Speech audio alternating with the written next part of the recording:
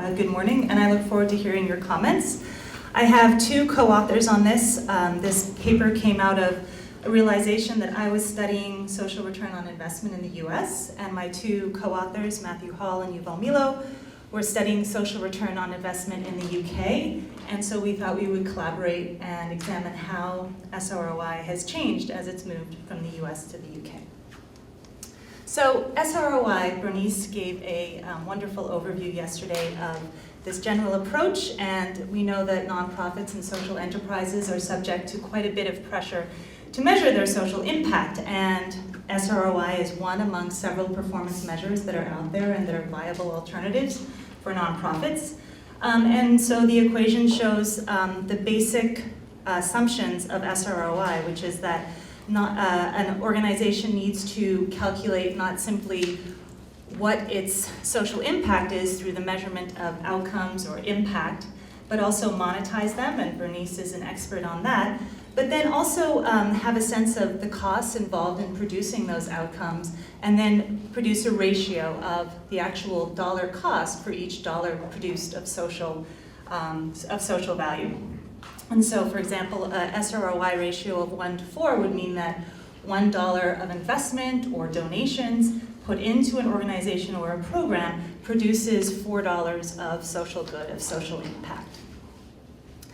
So the task of our paper in our presentation today is to account for how SROI, within those general boundaries of a ratio of investment to monetized benefits, how its formula or formulation, what precisely is involved in the actual calculation of SROI, has changed as it's traveled across national boundaries.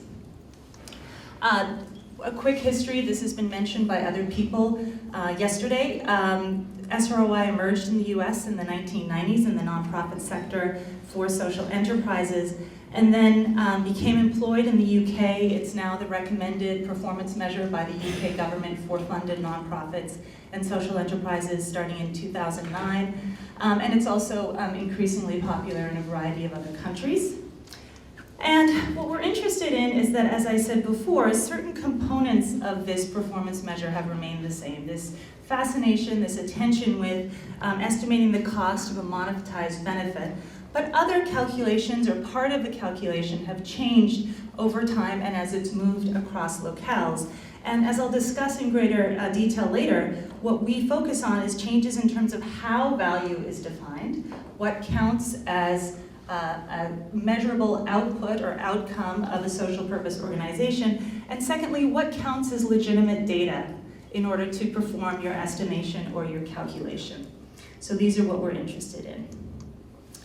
Sort of analytically, how this relates to the rest of the conference and the papers. A lot of the papers have been focused on once a particular measure, evaluation, outcome measurement, ROI becomes institutionalized, what are the determinants of sort of how organizations adopt it? When do they adopt it, as we saw in Sal's presentation, and what's needed for adequate adoption so that the data is actually used in a meaningful way? And we're focusing on something a little different, closer to Rajiva's paper perhaps, which is how do these measures actually come about, right? What are the origins of these measures, and how do they change over time, right? So that's our interest. Okay, so sort of standard then accounts, something we've seen quite a bit of in other papers, which is an incredibly important focus of study, is taking a performance measure, in this case it would be SROI, and trying to understand why and when local adopters implement it, either through a single case study or through qualitative larger N study or a quantitative study that has quite a few cases involved, and trying to understand what are the determinants of why it's adopted, when it's adopted, and how it's adopted. So we've seen some examples of that already. And in our paper, we're trying to do, we're trying to understand, as I said before, how formulas, how particular measures come about. And so we argue, and as I will lay out in greater detail through the course of the paper, that we argue that, first of all, we need to pay attention to what exactly is involved in a performance measure. And we argue that it entails much more than just attention to the particular formula. So it's not just a sort of abstract discussion of what calculation, what data should be involved, what value matters, But in order for a performance measure to be created and to be implemented, we need to pay attention to the infrastructure that's necessary for the calculation to be possible. And by infrastructure, I'll talk about this a little more, but we're talking here about by what mechanisms or means, by what material technologies, for example, software systems, as we saw in the case of the Boys and Girls Club, are necessary for data to be collected and aggregated so then it can be manipulated to come up with your performance measure. So that's one part of our story that I'm going to be talking about more today, is an attention to the infrastructure that's necessary for the formula to be calculated. And then the second thing that we want to sort of emphasize is that local adopters aren't free to sort of implement or produce any kind of formula that they like, that they're constrained by three arrangements or contexts: a material arrangement, I'll talk more about that, technological context, and a professional context as well. Understandings of what, among professional organizers and proponents, of sort of what constitutes nonprofit activity and what the goals are of the profession. So that's an overview. I'll talk more about it.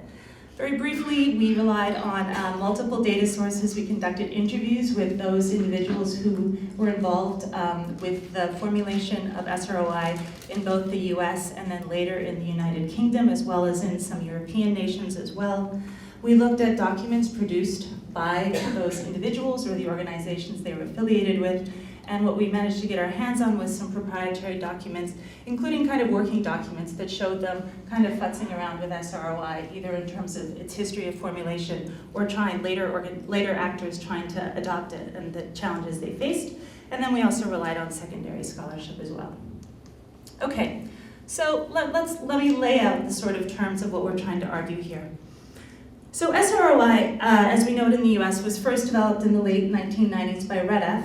And REDF is a Bay Area foundation, initially called the Roberts Foundation, that was begun by the co-founder of a global leverage buyout firm, George Roberts, from Kohlberg, Kravitz, Roberts and Company.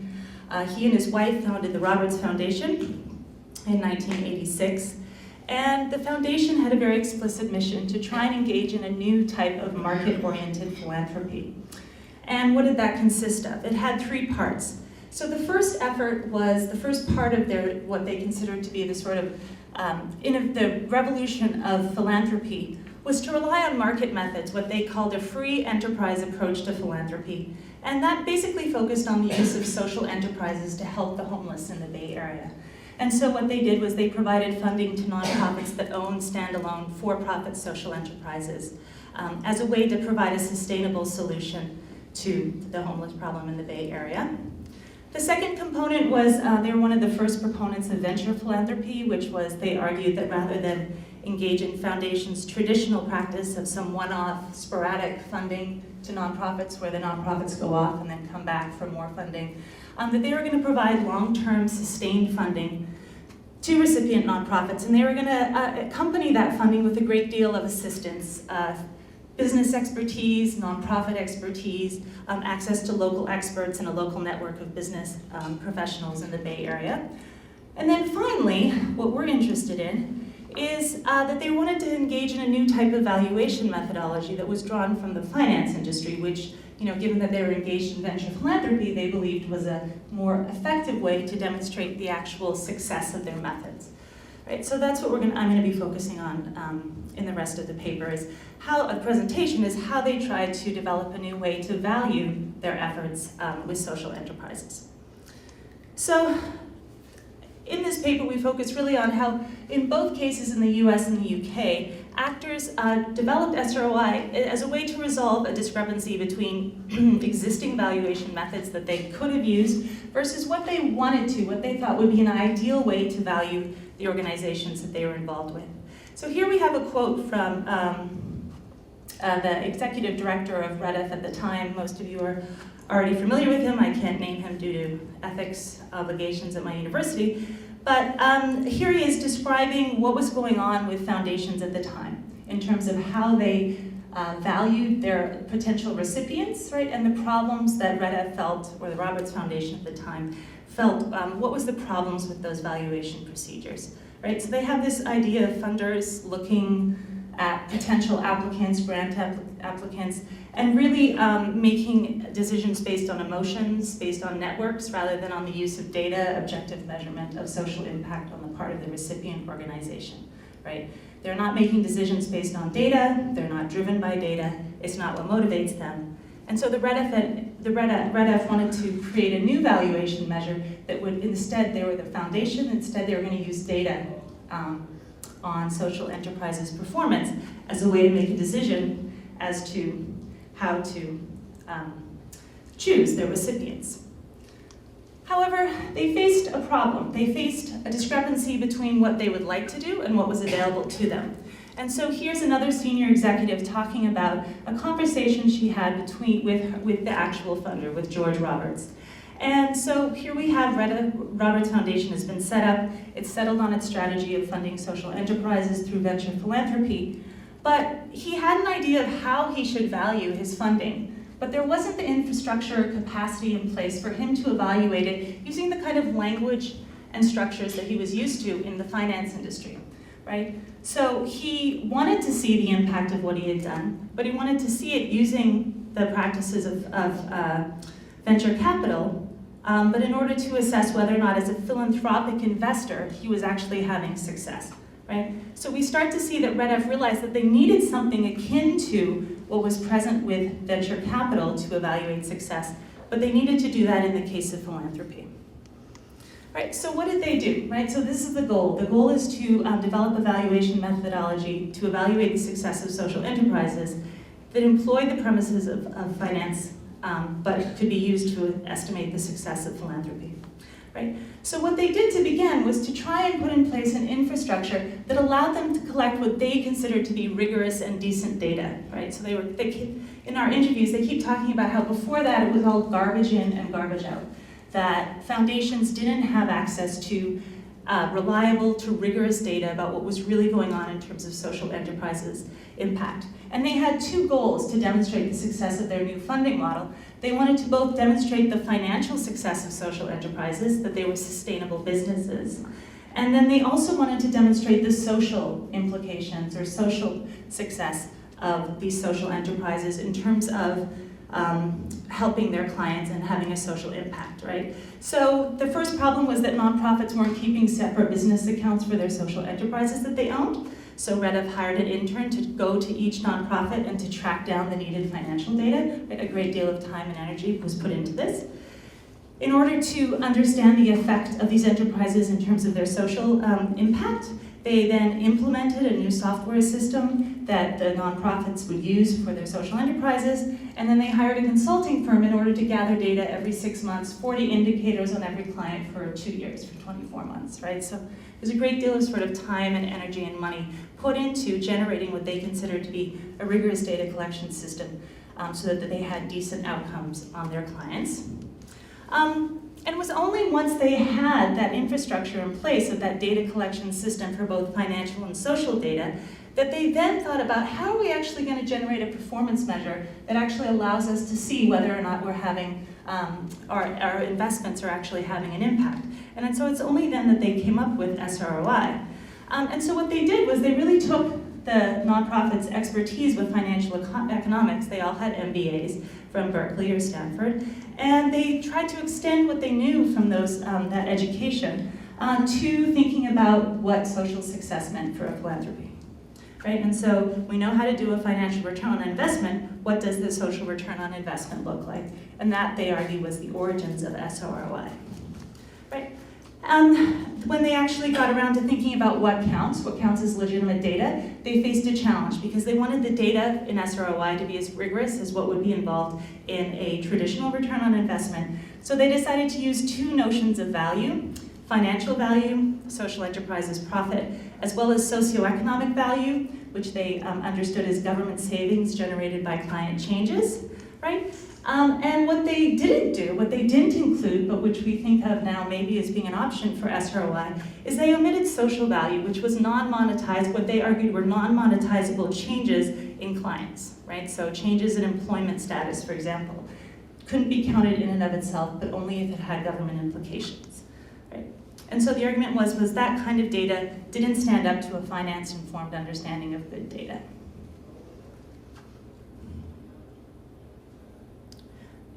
So here we have an example from a 2001 report on the 10 nonprofits that they did fund. And GMO Ventures was a local nonprofit that owned Ben & Jerry's franchises where they employed disadvantaged individuals in order to provide them with skills and training. And you can see at the top 3 figures, enterprise value, which is economic value of the enterprise, of a particular enterprise, social purpose value, which is the government savings that are estimated, and then blended value is a sum of the economic value and the socioeconomic value. And then you see on the right the index of return, which is the SROI figure. And so all in all, for this particular social enterprise, there's an SROI of 5.4, which means for every dollar put in by REDF, there was $5.4 of social and financial value produced by that social enterprise. All right, so that's SROI within its initial formulation, largely as we know it in the United States, right? And so REDF publishes its SROI reports in 2001. It then, as someone has already pointed out, it stops using SROI due to time and money challenges. But it also widely disseminates SROI. Staff travel, they publish everything on the internet. And what happens is that SROI is picked up by proponents elsewhere, outside the US, starting in the 2000s.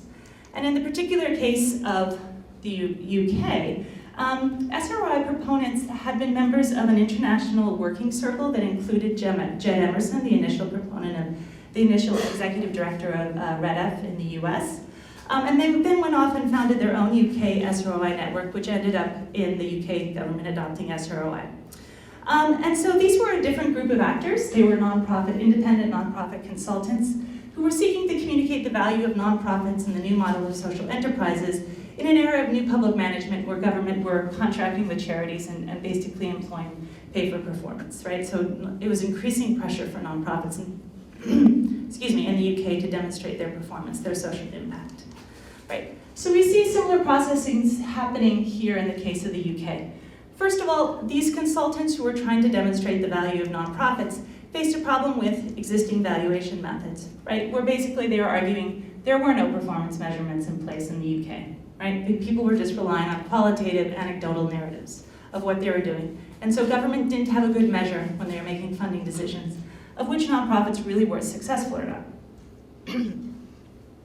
But many of these proponents came across SROI and thought it was amazing. They used analogies of it was a light bulb moment, it changed my life, right? But when they actually tried to use SROI, they actually found that based on what they knew and what they could do, that it was impossible for them to use the REDF Excel sheets, right? And so here's a woman, she had been hired by the Scottish government to use SROI to evaluate a new social enterprise.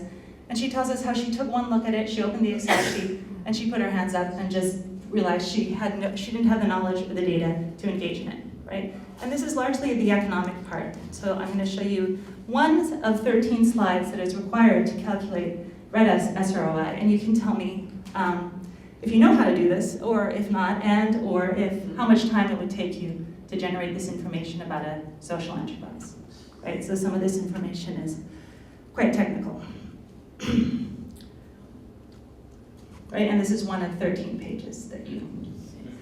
So, so what we argue is that in the UK, despite SROI fits our needs, this is a perfect performance measure, right? They lacked business know-how, and given the particular definitions of social enterprise in the UK, which were nonprofits using market methods, but they weren't standalone businesses, they lacked interest in having the business know-how to complete those Excel sheets and those Excel cells, right? And the problem with the SROI formula as REDF had structured it was that it didn't generate an SROI ratio if any of the cells were left blank, right? So the Excel sheets provided by REDF were useless for UK proponents. They also lacked the ability to enter the appropriate data into the social pages of Excel, the Excel SROI sheet, because just as REDF had to put all that time and money into collecting outcome measures 24 months after clients had engaged in the social enterprise, The UK SROI proponents were independent consultants who didn't have access to that kind of funding and that kind of infrastructure to implement the software system and to collect the data, right? So they were lacking both social data and financial data. And they also had a different understanding of what it meant to be a social enterprise and what counts, right? And so the UK proponents were coming at social enterprise from the perspective of corporate sustainability, right? To be a socially responsible business, because social enterprises are hybrid entities, they brought expertise in the notion of corporate sustainability, where to be a good corporation meant that you incorporated the voice of your stakeholders, of employees, customers, the local community, the supply chain. And so they sought to incorporate, right, if this was about social enterprises, they sought to incorporate the voice of stakeholders. And so here we have one of the key proponents in the UK describing how SROI differs in the UK versus the US. It's not about cost savings to government, it's about having a notion of value that is relevant for stakeholders themselves, not just for government as a stakeholder, right?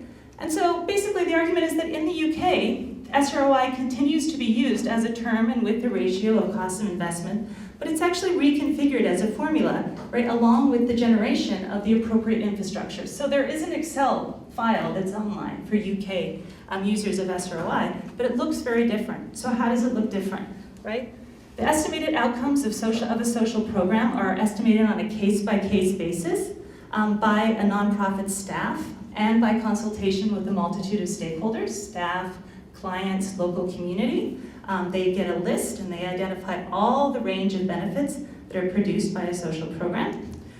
Outcome data isn't collected in that rigorous 2-year process that Red F used, but the guide suggests that nonprofits use the best available information or make one-time assumptions or estimates, which are fine ways to gather data about outcomes for them. And the monetization of outcomes happens not just by reference to government savings, but also by reference to something that Regina was talking about, which is the use of non-market valuation techniques, where the stakeholders themselves are asked about what's the monetary value of being a client in their lives. Right, so here's a quote about how financial proxies of outcome indicators should be estimated in the case of UK SROI.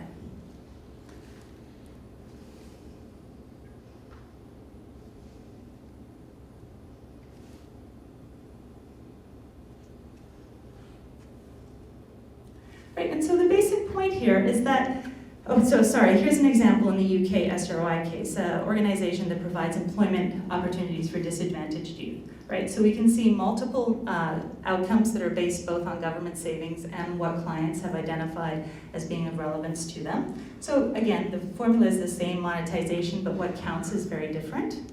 And it produces, as with the US SROI, it produces a ratio of $1 of cost to 1 pound of cost to 10.5 pounds of social benefit.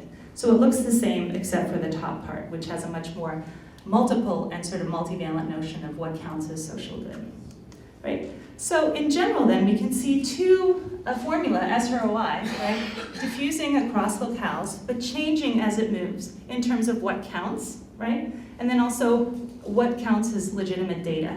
So in the US, we have this very uniform, standardized estimation of financial and socioeconomic value as defined and measured by REDF, with very little input from clients and from the nonprofits. Data has to be rigorous. In the UK, value is on a case-by-case basis as measured by a nonprofit staff and stakeholders, and data is subjective and a best estimate. Right? And so in both cases, we argue that SROI, proponents came to SROI out of an attempt to communicate the worth of social organizations, right, as we've talked about already. But the actual development of the formula comes not out of their sort of academic or research-based sense of what counts as a good measure, but an interaction between those cultural understandings, as well as the particular resources and expertise and tools that are available to them to both envision the formula and to enact a suitable and relevant infrastructure that's feasible, right? And so practically, what does this tell us, right? How can this help us to understand how we think about social impact and what measures we use to measure, to assess social impact? And so basically the point of the paper is that we don't want to just talk about what would be ideal, right? We want to talk about what's practical, what's pragmatic, and we want to draw attention to 3 criteria. What infrastructure? This goes back to Elizabeth's talk about the Boys and Girls Club. sort of what infrastructure, what software systems are needed to collect and aggregate the data, what are the required material and technological arrangements that are needed for people to be able to implement that infrastructure, and what kinds of relevant professional expertise are needed for people to be able to implement both the infrastructure and calculate the formula itself. That's it. Thank you very much.